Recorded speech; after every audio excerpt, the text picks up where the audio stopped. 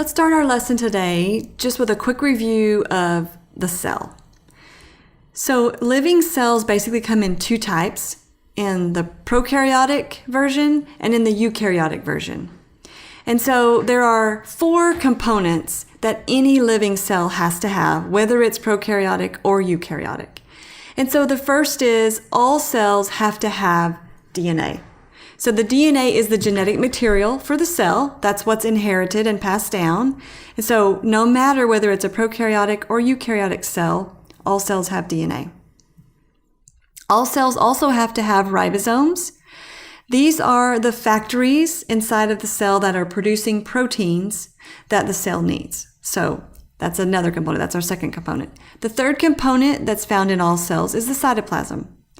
This is what we refer to as the cell soup, or the liquid type solution that is inside of the last component of the cell, the plasma membrane. The plasma membrane is like the definition between what's inside the cell and what's outside the cell. This separates the inside from the outside. Now, I don't want you to ever confuse a plasma membrane with a cell wall. They're two very different things, and we'll talk a little bit later in the lecture today about a cell wall. But both of these types of cells have all these components.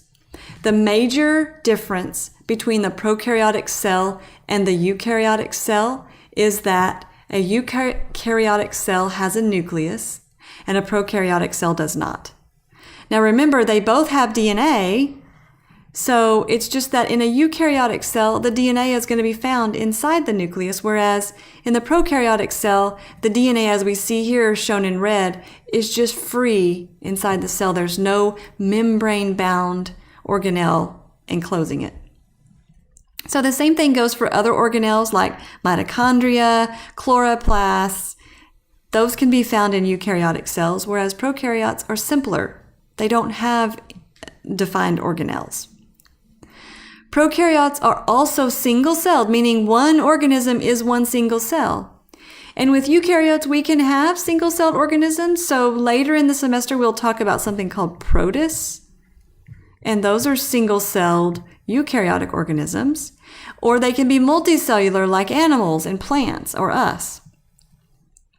Okay, and as I mentioned, the prokaryotic cells are smaller in size and simpler because they do not have these membrane-bound organelles. Now, the other thing I want to point out to you about prokaryotic versus eukaryotic cells is some differences. They both have DNA, but in a prokaryotic cell, the DNA is actually going to be a circular chromosome. Okay. Whereas in a eukaryotic cell, the DNA is going to be a linear chromosome.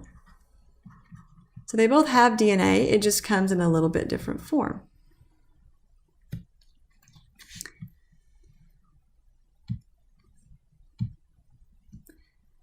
Now let's spend our focus today talking about a bacterial cell, some important components of that cell. And so I'm going to point out to you the things that we mentioned that all cells have first. So the first thing is we see here inside the cell, we see in red the DNA of the bacterial cell. So this is the DNA circular chromosome, the genetic material. Now notice that they have defined this as a nucleoid. Okay, that is not the same thing as a nucleus. So I'm just going to put nucleus here. No, it's not a nucleus. A nucleus would have a membrane around the organelle separating it from the rest of the cell. Nucleoid is just saying this is the area in the cell where the DNA or the chromosome is at. Okay, we see that the cell soup, or the jelly-like substance, the cytoplasm, is present. And we see we have ribosomes, multiple ribosomes found in the cytoplasm that make the proteins for the cell. We also see that we have the plasma membrane, which is sometimes just called the cell membrane.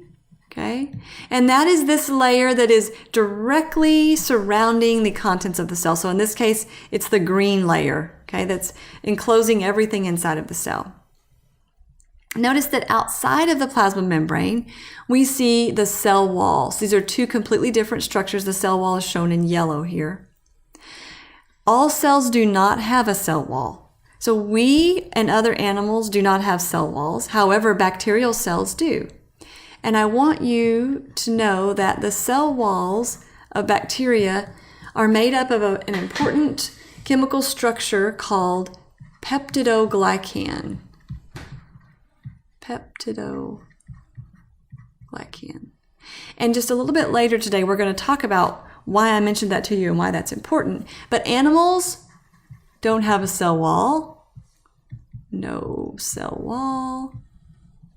Plants do have a cell wall. So plants are eukaryotic organisms, but they do have a cell wall, and their cell wall is made of cellulose. So different than bacteria. And then another organism that we'll talk about later in the semester, fungi, which are also eukaryotic organisms. They also have a cell wall, but theirs is made of something called chitin.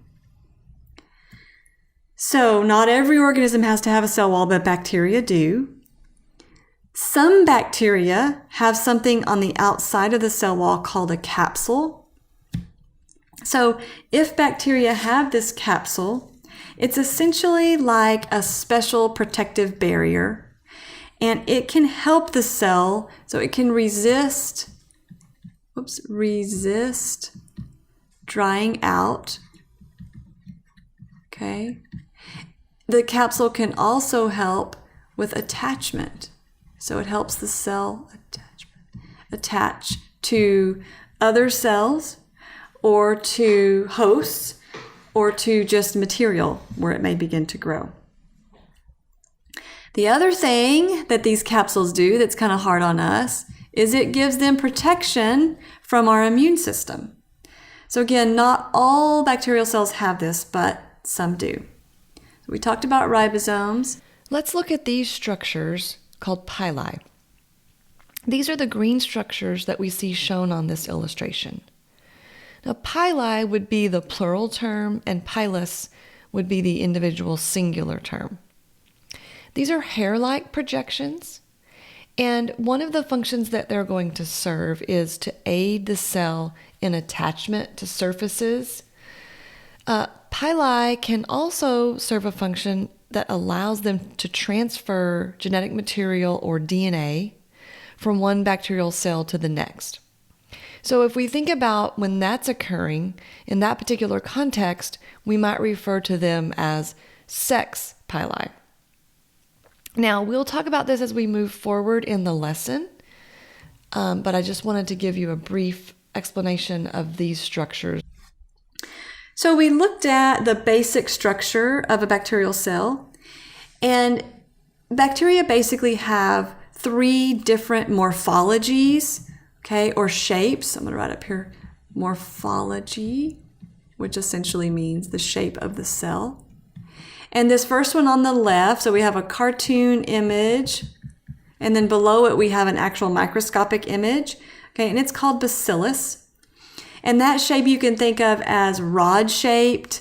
Sometimes it looks like something like a cigar. Okay, so you see the microscopic image below. And then the next shape we have is called coccus, and these are essentially spheres, right? They're round. So you can see the same shape in the microscopic image. And then this last one, which is like a corkscrew type shape, is called spirillum. Now, the other thing I want you to know about shapes is you can also define bacteria based on how the different cells come together. So you can have something we'll call staphyle, okay, and this means essentially the cells are coming together in clusters. So staphylococcus would mean you have these spherical cells that are clustering together. So they might look something like this. They're growing all together in a cluster. So that would be a staphylococcus. And then you can also have strepto, and this essentially means that these cells are growing in chains. So streptococcus, you would have these cocci-shaped cells that are growing in a straight chain. Okay. So if you've ever had strep throat, this is what has been causing problems for you. This is a streptococcus type bacteria. All right, let's go to to the last slide. And what I want you to see here in this microscopic image is that you see first of all, two different morphologies of cells. We see some purple colored cocci, okay, and we see some red or pink colored bacilli.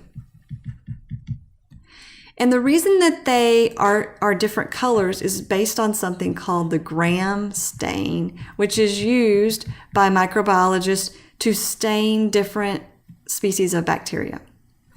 And so the Gram stain basically has two outcomes. You can have Gram-positive bacteria and you can have Gram-negative bacteria. Gram-positive bacteria are going to stain purple and Gram-negative bacteria are going to stain red or pink. Now, the reason that they're staining differently is based on what's found in their cell wall. Remember, we said that bacteria all have a cell wall, and they have this special chemical structure called peptidoglycan. Well, it just so happens that in Gram-positive bacteria, they have a really thick layer of this peptidoglycan right on the outside of their cell wall. And what that does is it accepts a certain kind of stain and holds on to that stain. Now, the Gram-negative bacteria, they have a really thin layer of this peptidoglycan, and then outside of that, they have a little bit different component, okay? We'll call it lipid, which means fat, right? Polysaccharide. So chemically, it's a different kind of makeup than the peptidoglycan. And so it doesn't accept the stain the same way that the Gram-positive does. It accepts a different stain. And so at the end of the day, you can identify the Gram-positive bacteria because they're going to be stained purple at the end of this. It's a two-stain process. And so those Gram-positive bacteria, because of that thick peptidoglycan layer, are going to stain purple. The Gram-negative bacteria, because they have that thin peptidoglycan and then they have another chemical structure after that, are going to accept the red stain, the safranin, and they're going to appear red. And one other interesting thing about these bacteria is we have antibiotics, especially penicillin. And the penicillin itself actually targets the peptidoglycan layer. So it punches holes in this peptidoglycan cell wall so that the bacterial cells can't survive and reproduce. And so that would mean that penicillin would be effective on Gram-positive bacteria because they have that thick peptidoglycan layer, but not so effective on the Gram-negative bacteria. Lastly, I want to point out to you the picture of this gentleman here on the right. This man's name is Hans Christian Gram, and he was the scientist who came up with this particular staining procedure. It is used today all the time. So you go in and you get a culture of something, they send it off to a lab. One of the things that they're going to do is anything that grows that's a bacteria, they're going to gram stain that to determine is it Gram-positive or Gram-negative. And then from there, they can go further in trying to identify what nasty thing that's causing you problems. But this man in the late 1800s was the one who came up with this gram staining procedure.